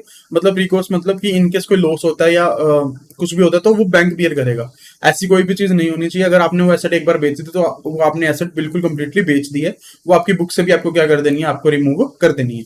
जो भी आपने एसेट बेच दी उसके अगेंस्ट आपने कोई भी ऑपरेशनल, लीगल या कोई भी रिस्क को एज्यूम नहीं करना है। ठीक है, उसके अलावा सेलिंग बैंक्स को सेम अपनी असेसमेंट करनी कि क्या हमें वो ऑफर रिजेक्ट करना है या नहीं करना। सेकंड, इसके अंदर कोई भी कंटिजेंट प्राइसिंग नहीं होनी चाहिए कि इन केस कोई शॉर्टफॉल होता है तो बैंक बियर करेगा, ऐसी कोई भी प्रोविजनिंग अलाउड नहीं है।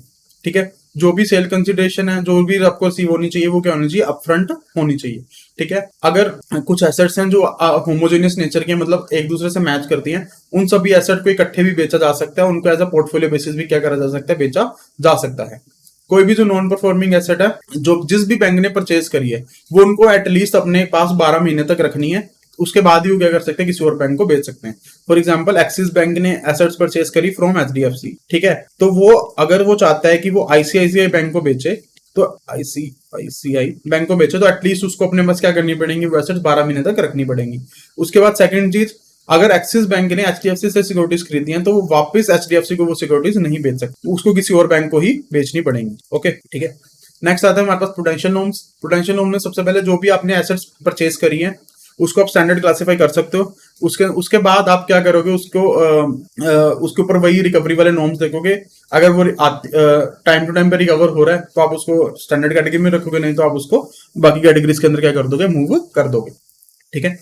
सेकंड, जो भी आपका एग्जिस्टिंग एक्सपोजर है टुवर्ड्स द ऑब्लिगर, ऑब्लिगर मतलब जिस भी बंदे की जिम्मेवारी है कि वो पैसा पे करे। परचेजिंग बैंक के अंदर परचेजिंग बैंक जो भी अपना जो एक्सपोजर है वो उसके बेसिस पे करेगा कि किस तरीके से उससे रिकवरी हो रही है, किस तरीके से रिकवरी हो रही है। तो बेसिकली उसके उसके पास दो एसेट्स है, एक तो एसेट जो नॉर्मल है, एक एसेट जो उसने परचेज करी है। तो नॉर्मल एसेट्स की रिकवरी अलग है, परचेज वाली एसेट्स की एक्सपोजर अलग है, तो दोनों चीजें क्या होंगी, डिफरेंट हो सकती है। ओके, इन केस जो ये परचेज या सेल एग्रीमेंट हुई, वो प्रिस्क्राइब प्रूडेंशियल नॉर्म्स को सेटिस्फाई नहीं करती है, उस केस के अंदर आपने जो एसेट्स परचेज करी, आप उसको स्टैंडर्ड कैटेगरी के अंदर नहीं रखोगे।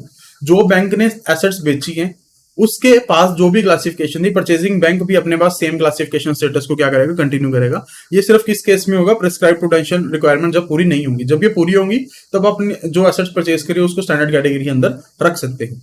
ठीक है। इन केस आपने आप जो भी आपने एसेट्स परचेज करी, उसको आप एनपी कैटेगरी के अंदर रखा हुआ है, अगर आप उसको रिस्ट्रक्चर करते हो, रिशेड्यूल करते हो, रिफ्रेश करते हो, तो भी वो एसेट्स क्या रहने वाली है, नॉन परफॉर्मिंग एसेट्स ही रहने वाली है। ठीक है। उसके बाद आता है जो आता है प्रोविजनिंग नॉर्म्स। प्रोविजनिंग नॉर्म्स में वही है कि जो बैंक अगर बेच रहा है, उसने बेचा, अगर उसको शॉर्टफॉल होती है, तो वो क्या करे, अपने प्रॉफिट एंड लॉस को डेबिट कर दे। इन केस उसको एक्सेस में पैसा मिलता है, तो उसको आपने क्या करना है, प्रोविजनिंग रिवर्स नहीं करनी है। जैसे पिछले वाले केस में जब सिक्योरिटाइजेशन कंपनीज को बेच रहे थे, तो हमने क्या कहा था कि अपनी प्रोविजनिंग रिवर्स कर दो। इस केस में आपने अपनी प्रोविजनिंग रिवर्स ना करके, इन केस अगर अपनी नॉन परफॉर्मिंग एसेट्स को बेचा है, उनसे अगर आपको लॉस हुआ, तो आपको उसको लॉस के अगेंस्ट सेट ऑफ करना है, प्रोविजनिंग रिवर्स नहीं करनी है। ठीक है। जो परचेजिंग बैंक है, ठीक है, तो वो अपने अकॉर्डिंग देखेगा उस एसेट का स्टेटस क्या, और उसके अगेंस्ट क्या करेगा, अपनी प्रोविजंस को मेंटेन करेगा। ठीक है। उसके बाद जो आपकी रिकवरी होगी, उसको बेसिकली आपने उसकी काउंटिंग कैसे करनी है, तो जितनी आपकी रिकवरी हो रही है, सब कुछ सबसे पहले उसको अपनी एक्विजिशन कॉस्ट के साथ एडजस्ट करो। जब उसकी एक्विजिशन कॉस्ट पूरी हो जाए, तो जितना एक्सेस पैसा आएगा, उसको क्या करेंगे, हम प्रॉफिट बोलेंगे।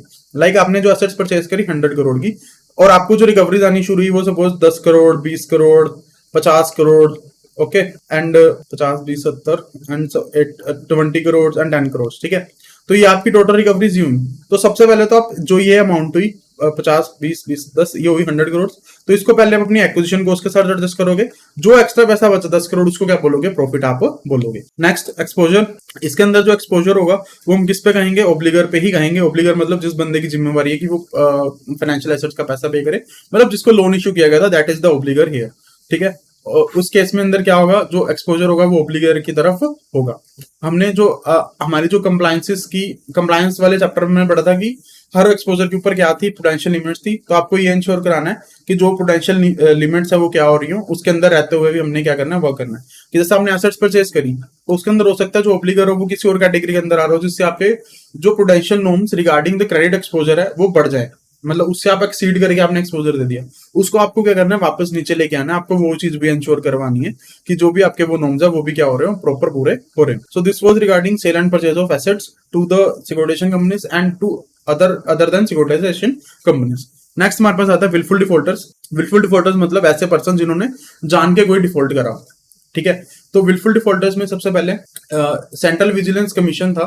सेंट्रल विजिलेंस कमीशन ने हमें गाइडलाइंस प्रोवाइड करी, इंस्ट्रक्शन प्रोवाइड करी, ताकि जो विलफुल डिफॉल्टर्स हैं, ऐसे डिफॉल्टर जिन्होंने 25 लाख से उससे ज्यादा का विलफुल डिफॉल्ट करे, उनकी क्या करी जा सके, प्रॉपर रिपोर्टिंग की जा सके।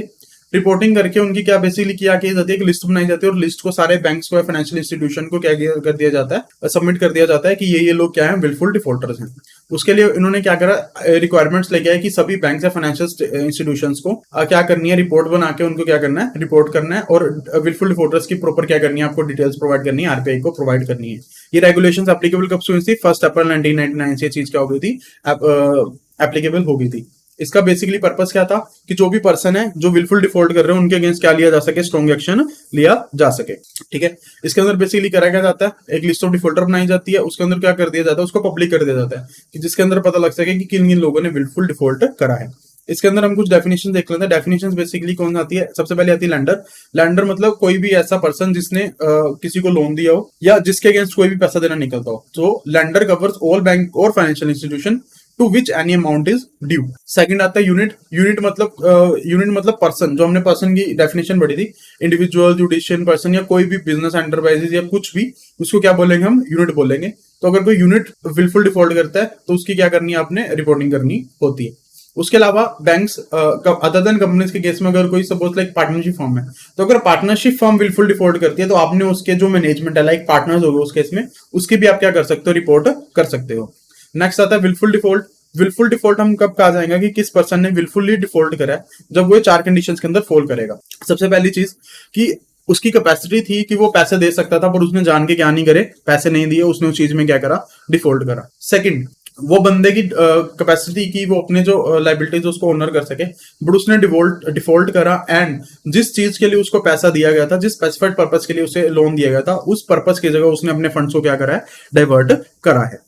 सेकंड, जो भी पर्सन है उसने डिफॉल्ट करा अपनी meeting in the payment obligations, and उसने जो अपने लोन्स है, जो भी अपने उसकी फंड्स है, उसको क्या करा है, साइफन ऑफ करा है। साइफन ऑफ क्या होता है, हम आगे बढ़ने वाले हैं। साइफन ऑफ इज बेसिकली वही होता है कि जिस पर्पस के लिए उसको लोन दिया गया था, उस पर्पस के लिए यूज ना करते हो उसने किसी और एसेट्स के अंदर या किसी भी चीजों के अंदर क्या कर दिया है, पैसा लगा दिया है, और अब उससे हम पैसा बेसिकली रिकवर भी नहीं कर पाए क्योंकि उसके पास अभी पैसा पड़ा ही नहीं है, किसी भी एसेट की फॉर्म में या किसी भी फॉर्म में पैसा नहीं है, उसने उस फंड को क्या कर दिया, कहीं और लगा दिया है। थर्ड, उस पर्सन ने डिफॉल्ट करा है, या उसने क्या करा, जो भी उसने अपनी एसेट्स दी थी या गिरवी रखी थी, उन एसेट्स को बिना बताए बैंक को क्या कर दिया, आगे बेच दिया है। तो अगर ये 4 केसेस के अंदर बंदा फॉल करता है तो हम क्या बोलेंगे, इस बंदे ने क्या करा है, विलफुल डिफॉल्ट करा है, वो बंदा क्या है, विलफुल डिफॉल्टर है। ठीक है, जो भी हम किसी भी अगर बंदे को विलफुल डिफॉल्टर बोलना है तो विलफुल डिफॉल्टर बोलना है तो हमने जो उसकी पूरी की पूरी हिस्ट्री चेक करनी है।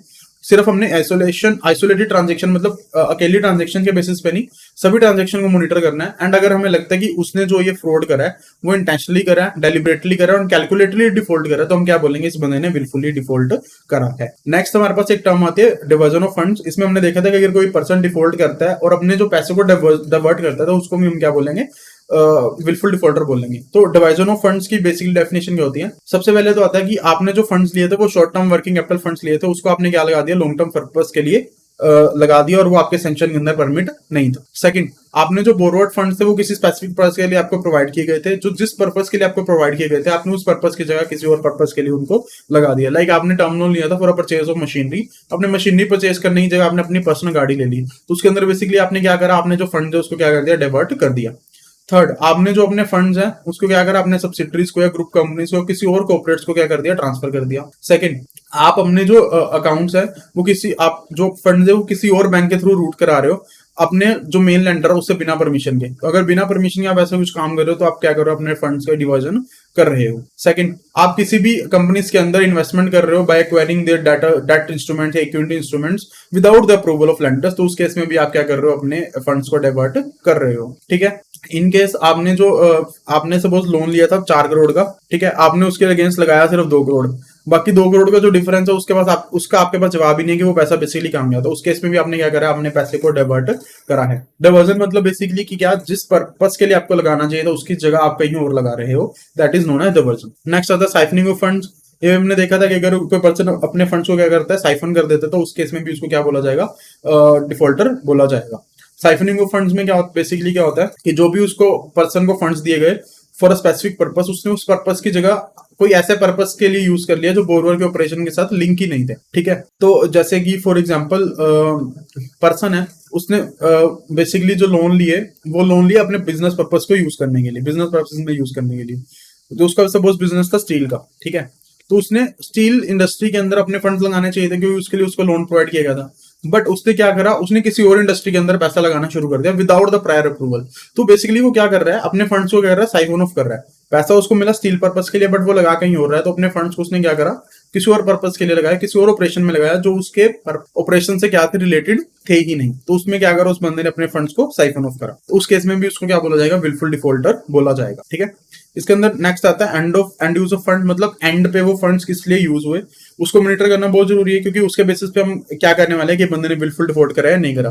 कि अगर उसके एंड यूज ऑफ फंड्स कहीं और हो रहे हैं with in spite of the specified purpose, तो उसने बेसिकली क्या करा, या तो साइफनिंग ऑफ करी है उसने अपने फंड्स को, क्या करा, डाइवर्जन करी। तो इसलिए एंड यूज ऑफ फंड्स को मॉनिटर करना बहुत जरूरी है। इसके लिए आप क्या कर सकते हो, चार्टर्ड अकाउंटेंट से सर्टिफिकेशन ले सकते हो। लाइक सपोज एक एंटिटी है ए, उसको आप कह सकते हो कि अपने सीए से क्या करते हो, एक सर्टिफिकेट लगा के साइन करवा के दो कि इस पर्सन ने अगर इतने करोड़ का लोन इस पर्पस के लिए लिया था तो क्या इस पर्सन ने ये लोन इसी पर्पस के लिए यूज करा है या नहीं करा। उसके लिए आप क्या कर सकते हो, सर्टिफिकेशन भी प्रोवाइड कर सकते हो, ठीक है। उसके अलावा जो शॉर्ट टर्म लोन है उसके लिए बैंक्स क्या कर सकते हैं, अपनी ड्यू डिलिजेंस भी परफॉर्म करेंगे। आपको जो लोन प्रोवाइड करना है सिर्फ ऐसे बोरोवर्स को प्रोवाइड करना है जो कि हाईली इंटीग्रेटेड एंड जो हाईली क्या है, रिलायबल है। उसके बाद बैंक्स को अपने क्या करना है, इंटरनल कंट्रोल्स को मजबूत करना है, अपना रिस्क मैनेजमेंट सिस्टम को मजबूत करना है, ताकि जो एंड यूज ऑफ फंड्स है उसको क्या किया जाए, मॉनिटर किया जा सके और ये इंश्योर किया जा सके कि जिस पर्पस के लिए लोन दिया गया उन वो फंड्स एंडली वहीं पे क्या हो रहे हो, यूज हो रहे हो। इनका मेन ऑब्जेक्टिव क्या है कि जो भी अपने लोन पोर्टफोलियो उसकी क्या है, क्वालिटी को क्या किया जा सके, इंप्रूव किया जा सके। नेक्स्ट आता है हमारे पास पिनल मेजर्स, कि अगर कोई भी पर्सन विलफुल डिफॉल्टर होता है तो उसके अगेंस्ट क्या क्या पिनल मेजर्स लिए जा सकते हैं, क्या क्या उसके ऊपर पेनल्टी लगाई जा सकती है। सबसे पहले जो भी पर्सन विलफुल डिफॉल्टर की लिस्ट के अंदर आ गया उसको कोई भी एडिशनल फैसिलिटीज प्रोवाइड नहीं की जाएंगी। सेकंड, अगर कोई कंपनीज विलफुल डिफॉल्टर के अंदर आती है तो उसको कोई भी इंस्टीट्यूशनल फाइनेंस नहीं दिया जाएगा। अगले 5 साल तक उसको विलफुल डिफॉल्टर लिस्ट के अंदर रखा जाएगा, उसको उसकी लिस्ट के अंदर से रिमूव नहीं किया जाएगा। उसके बाद जो भी उन्होंने सिक्योरिटीज दी थी उनके अगेंस्ट क्या है, फोरक्लोजर प्रोसीडिंग चलाई जा सकती है। जो भी विलफुल डिफॉल्टर जो उसके अगेंस्ट क्रिमिनल प्रोसीडिंग क्या करी जा सकती है, चलाई जा सकती है, ठीक है। तो और सपोज कोई यूनिट्स थी वो क्या हुई, विलफुल डिफॉल्टर की लिस्ट में आ गई, तो ये भी किया जा सकता है कि जो कि उनकी मैनेजमेंट है उनकी मैनेजमेंट को चेंज कर दिया जाए, उनके मैनेजमेंट को चेंज करने के लिए भी कहा जा सकता है, ठीक है। थर्ड, लास्ट में एक पॉइंट ये आता है कि जब भी आप किसी भी एंटिटी को लोन प्रोवाइड कर रहे हो तो उसके अंदर आप ये इंश्योर कराओ कि एग्रीमेंट के अंदर ये क्लोज होना चाहिए कि अगर उनकी मैनेजमेंट के अंदर कोई भी ऐसा पर्सन है जिसका नाम विलफुल डिफॉल्टर लिस्ट के अंदर आता है तो आप जब तक आप उस पर्सन को रिमूव नहीं करते आपको क्या कर दिया जाएगा, लोन नहीं प्रोवाइड किया जाएगा, ठीक है। बैंक्स के पास अपना क्या होना चाहिए, ट्रांसपेरेंट मैकेनिज्म होना चाहिए ताकि इस चीज को क्या करा जाए, इस चीज का मिसयूज ना किया जा सके। तो आप बेसिकली क्या है, विलफुल डिफॉल्टर्स के अगेंस्ट पिनल मेजर्स ले सकते हो, पेनल्टीज लगा सकते हो। सबसे पहले एडिशनल फैसिलिटीज मत प्रोवाइड करो, कंपनीज का नाम एटलीस्ट 5 साल तक आप उसमें से रिमूव नहीं करोगे, उनके against legal proceeding, criminal proceeding चलाई जा सकती है। जो भी अगर एंटिटी है उसकी मैनेजमेंट को चेंज करने के लिए कहा जा सकता है। लोन एग्रीमेंट्स के अंदर ऐसी कंडीशन रखी जा सकती है कि अगर किसी भी कंपनी या एंटिटी के मैनेजमेंट के बंदे विलफुल डिफॉल्टर लिस्ट में आते हैं तो जब तक उनको रिमूव नहीं किया जाएगा उनको लोन प्रोवाइड नहीं किया जाए, ठीक है। उसके बाद विलफुल डिफॉल्टर्स के केस में जो पर्सन ने गारंटीज प्रोवाइड की गई हैं उनको किस तरीके से डील किया जाएगा। तो सबसे पहले जब जो बंदा गारंटी प्रोवाइड करता है उसकी लाइबिलिटी सेम होती है, को एग्जिस्टिंग होती है with regards to the principal debtor, मतलब जो भी प्रिंसिपल डेटर था जितनी उसकी लाइबिलिटी है उतनी लाइबिलिटी किसकी होती है, गारंटर की होती है। इन केस डिफॉल्ट होता है तो अगर बैंक्स ने प्रिंसिपल डिफॉल्टर के अगेंस्ट जितनी भी रेमेडीज वो ले सकते थे वो सारी यूज नहीं किए, उसके बिना भी वो गारंटर्स के अगेंस्ट क्या कर सकते हैं, प्रोसीडिंग चला सकते हैं, गारंटर से पैसा रिकवर कर सकते हैं, ठीक है। इनकेस डिफॉल्ट करता है जो प्रिंसिपल डेटर है, जो गारंटर की लाइबिलिटी वो इमीडिएट हो जाती है, साथ ही साथ उस पर लाइबिलिटी खड़ी हो जाती है। इन केस गारंटर उसके पास पैसा है, सब कुछ है, वो गारंटीज अपनी सेटिस्फाई कर भी सकता है बट वो कंप्लाई करने के लिए रिफ्यूज करता है, तो उस केस में भी गारंटर को क्या कर दिया जाएगा, विलफुल डिफॉल्टर बोल दिया जाएगा। तो गारंटर इसके केस में विलफुल डिफॉल्टर भी बोला जा सकता है, यस। जब गारंटी इन्वोक हुई, उस पर्सन ने गारंटी देने से मना करा, तो उस केस में उसको विलफुल डिफॉल्टर बोला जा सकता है। उसके बाद नेक्स्ट आता है role of auditors. Role of auditors मतलब में बेसिकली जो भी बंदा था जो विलफुल डिफॉल्टर की लिस्ट में है, तो जो वो अपने डॉक्यूमेंट था वो किसी ऑडिटर से साइन करवा रहा होगा, तो उस केस में उन ऑडिटर्स के अगेंस्ट भी क्या की जाएगी, कंप्लेंट की जाएगी कि पर्सन विलफुल डिफॉल्टर था, आपने रिपोर्टिंग उसकी प्रॉपर नहीं की। तो सबसे पहले अगर तो ऐसा कुछ होता है तो आपने ICI, institute of chartered accountant of India, जिसके अंदर सीएस बनते हैं, चार्टर्ड अकाउंटेंट्स बनते हैं, चार्टर्ड अकाउंटेंट जिसके मेंबर होते हैं, उसको आपने क्या करनी, कंप्लेंट कर देनी है कि आपका जो ये मेंबर था, इसके इसके क्लाइंट के अगेंस्ट ये वो विलफुल डिफॉल्टर निकल गया, इसलिए हम आपके सी की क्या कर रहे हैं, कंप्लेंट कर रहे हैं। उसके अलावा जो आपने कंप्लेंट है वो आरबीआई और आईबीआई को भी सबमिट करवानी है, क्योंकि आईबीआई जो इंडियन बैंकिंग एसोसिएशन है वो बेसिकली करता है, सीए फॉर्म्स की एक लिस्ट बनाता है, उसके अंदर वो क्या करेगा, वो बता देगा कि सीए के अंदर क्या आ रखी है, कंप्लेंट आ रखी है, और उसको क्या कर दिया जाता है, पूरे बैंक्स को फॉरवर्ड कर दिया जाता है, ताकि अगर उस सीए को या उस सीए फॉर्म को अगर कोई और वर्क असाइन किया जा रहा है तो ये देख के असाइन किया जाए कि इसके अगेंस्ट क्या हो जा रखी है, कंप्लेंट जा रखी है। उसके अलावा जो आरबीआई को जब आपने कंप्लेंट दी तो आरबीआई बाकी फाइनेंशियल रेगुलेटर्स लाइक एमसीए हो गया, स्कैग हो गया, उसके साथ भी क्या करेगा, ये कंप्लेंट शेयर करेगा। ठीक है। उसके बाद आप ऑडिटर से क्या ले सकते हो, specific certification for fund diversion.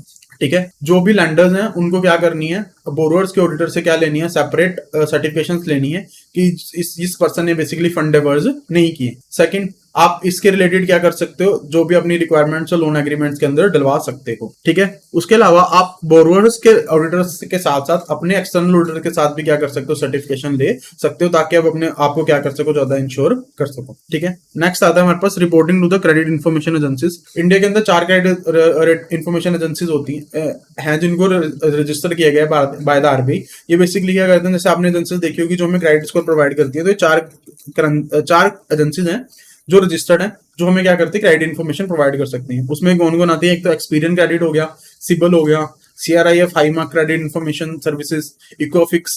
अच्छा, इकोफिक्स, ये 4 हमारे पास क्या आती है, एजेंसीज आती हैं। इनका बेसिकली काम क्या है, ये क्रेडिट इन्फॉर्मेशन के बिजनेस को कमेंस से कैरी ऑन कर सकते हैं। ठीक है। तो बैंक्स को क्या करना है कि ऐसे पर्सन जिनका जो विलफुल डिफॉल्ट था वो 25 लाख से उससे ज्यादा है, ठीक है, या उन्होंने वो जो लोन है वो बार बार किया, जो डिफॉल्ट है बार बार किया, चाहे उनके अगेंस्ट आपने सूट फाइल किया या नहीं फाइल किया, आपको उसको क्या करना है, इन 4 क्रेडिट एजेंसीज को बताना है, और उनको जो आपको ये बताना है वो आपको रियल टाइम बेसिस पे बताना है कि जब हुआ आपने तभी की तभी इन्फॉर्म कर देना है। उसके एक्सप्लेनेशन एक ये हम पढ़ रहे हैं कि इन केस जो आउटस्टैंडिंग अमाउंट है वो 25 लाख से कम थी, उस केस में आपको रिपोर्टिंग करने की जरूरत नहीं है, क्योंकि रिपोर्टिंग कब होगी, जब जो अमाउंट है वो 25 लाख से ज्यादा होने वाली है। ठीक है। इन केस बैंक्स और पर्सन के बीच में अगर कोई बोरोवर के बीच में सेटलमेंट हो जाती है एंड वो सेटलमेंट पूरी की पूरी पे हो जाती है, तो उस केस में भी आपको रिपोर्टिंग नहीं करनी है। तो बेसिकली अगर आपका लोन 25, अगर आपका डिफॉल्ट 25 लाख या उससे ज्यादा था एंड वो विलफुल डिफॉल्ट था एंड उसके अगेंस्ट कोई भी सेटलमेंट अमाउंट पे नहीं हुई है, तो आपने क्या करना है, इन 4 क्रेडिट एजेंसीज को उसकी इन्फॉर्मेशन क्या कर देनी है, पास ऑन कर देनी है। जो भी क्रेडिट इन्फॉर्मेशन कंपनीज हैं उनको एडवाइस किया जाता है कि ये पूरी की पूरी इन्फॉर्मेशन जिनके अगेंस्ट सूट फाइल किए गए हैं अपनी रिस्पेक्टिव वेबसाइट्स के ऊपर भी दिखाएं कि ये लोग विलफुल डिफॉल्टर्स थे, इनके अगेंस्ट इस बैंक ने क्या करके सूट फाइल कर रखा है। ठीक है। सो दिस वाज कि आपने किस तरीके से उनकी रिपोर्टिंग करनी है। नेक्स्ट हमारे पास टॉपिक आता है कि जो विलफुल डिफॉल्टर्स है उनको आपने आइडेंटिफाई कैसे करना है, कि कौन कौन से लोग विलफुल डिफॉल्टर, बेसिकली किन किन लोगों को आपने विलफुल डिफॉल्टर की लिस्ट में डालना है। सबसे पहले आपको एक कमेटी बनानी है जिसके अंदर एटलीस्ट 2 सीनियर ऑफिसर्स होंगे। 2 सीनियर ऑफिसर भी वो ऑफिसर्स 2 सीनियर ऑफिसर होंगे जिनका रैंक होगा एटलीस्ट जीएम या डीजीएम, और जो वो कमेटी होगी उनको हेड कौन करेगा, एग्जीक्यूटिव डायरेक्टर या उसी सेम लेवल का कोई बंदा। तो वो कमेटी बनेगी। कमेटी क्या करेगी, जो भी बोरोवर है जिसको आपने लिस्ट के अंदर डालना है उसको क्या करेंगे, एक शो कोज नोटिस प्रोवाइड करेंगे। शो कोज नोटिस के बेसिस पे क्या वो बंदा क्या करेगा, अपनी सबमिशन देगा, पर्सनल हियरिंग्स प्रोवाइड करेगा एंड उसको क्या किया जाएगा, कंसीडर किया जाएगा, उसको सुना जाएगा, उसके ऊपर क्या कर दिया जाएगा, डिसीजन लिया जाएगा। फिर कमेटी क्या करेगी, कि कमेटी को लगता है कि उस पर्सन ने एक्चुअली विलफुल डिफॉल्ट करा है, तो वो क्या करेगी, अपने रीजन दे देगी कि हाँ हम इस पर्सन को विलफुल डिफॉल्टर कैटेगराइज कर रहे हैं, और उसके क्या कर देंगे, रीजन प्रोवाइड कर देंगे। उसके बाद क्या होगी, एक रिव्यू कमेटी बनेगी। रिव्यू कमेटी में कौन होगा, chairman of the bank, managing director of the bank and CEOs. वो क्या करेंगे, इस चीज को रिव्यू करेंगे। इसके अलावा रिव्यू कमेटी के अंदर 2 इंडिपेंडेंट डायरेक्टर्स और 2 एग्जीक्यूटिव डायरेक्टर्स भी होंगे। तो रिव्यू कमेटी क्या करेगी, इस डिसीजन को रिव्यू करेगी और फाइनल डिसीजन अपना पास कर देगी कि हाँ इस पर्सन को हमने विलफुल डिफॉल्टर लिस्ट के अंदर क्या करना है, काउंट करना है। तो अगर कोई पर्सन विलफुल डिफॉल्टर बन जाता है तो उसके अगेंस्ट क्या है, क्रिमिनल एक्शन भी लिया जा सकता है। Criminal action under section 403 and 415 of IPC act 1860, उसके अंदर उसके अगेंस्ट क्रिमिनल प्रोसीडिंग चलाई जा सकती है। ठीक है। बैंक्स को एडवाइस किया जाता है कि वो ध्यान से देखें कि इस पर्सन के against case to case basis पे कि क्या क्रिमिनल एक्शन लेना चाहिए या नहीं लेना चाहिए, क्या उस चीज को लेने की नेसेसिटी है या नहीं है। ओके। उसके बाद जो भी पीनल प्रोविजन उसके ऊपर लगेंगी वो effective should be used effectively and determinedly but with careful consideration and due question, कि आपने पीनल एक्शन लेने विद इफेक्टिवली लेने एंड लेने ही लेने हैं, डिटरमाइन होते हुए लेने हैं, बट उस टाइम आपने जो है सभी चीजों को कंसीडर करना है, एंड जो अपनी सोच बूझ के साथ उसको क्या करना है, ड्यू क्वेश्चन के साथ उस चीजों को परफॉर्म करना है। उसके बाद बैंक्स को क्या करना है, अपने एक ट्रांसपेरेंट मैकेनिज्म बनाना है जो कि बैंक्स अप्रूव करेंगे कि किस तरीके से विलफुल डिफॉल्टर्स के अंदर क्रिमिनल प्रोसीडिंग चलाई जा सकती है, ताकि इस चीज का क्या ना किया जा सके, मिसयूज ना किया जा सके। So this was our unit number 4, which was prudential norms for income recognition and classification of willful defaulters। Okay, तो यहाँ हमारा चैप्टर खत्म होता है। आज के लिए इतना ही, बाय बाय। होप आपको ये वीडियो पसंद आई होगी। अगर आपको वीडियो पसंद आई तो जल्दी से इस वीडियो को रेट कर दीजिए आउट ऑफ 10। उसके साथ साथ आप जल्दी से हमारे क्लासेस के अंदर एनरोल कर लीजिए, क्योंकि इस कोर्स के अंदर आपको इसी अमेजिंग क्वालिटी के साथ वीडियोस मिलने वाली है, ताकि आप अपनी प्रिपरेशन बहुत अच्छे से करके पहली बार में ही अपने एग्जाम को क्लियर कर सकें। उसके साथ साथ हमारी कुछ मोबाइल एप्लीकेशन जो कि एंड्रॉइड यूजर्स के लिए IBF लर्निंग सेंटर के नाम से अवेलेबल है, एंड आप उनको डाउनलोड कर सकते हैं। एंड फॉर iOS यूजर आप माई इंस्टीट्यूट ऐप डाउनलोड करके वहां ऑर्गेनाइजेशनल कोड GEGKT यूज करके हमारे इन क्लासेस के अंदर एनरोल कर सकते हैं। इसके साथ साथ आप हमारे चैनल को भी ज्वाइन कर लीजिए। चैनल को ज्वाइन करने के लिए आपको व्हाट्सएप टेक्स्ट भेजना है ऑन द नंबर 9646900030, एंड आपके साथ सारे लिंक्स एंड PDF शेयर कर दिए जाएंगे। So thank you so much, मिलते हैं अगले सेशन में, बाय बाय।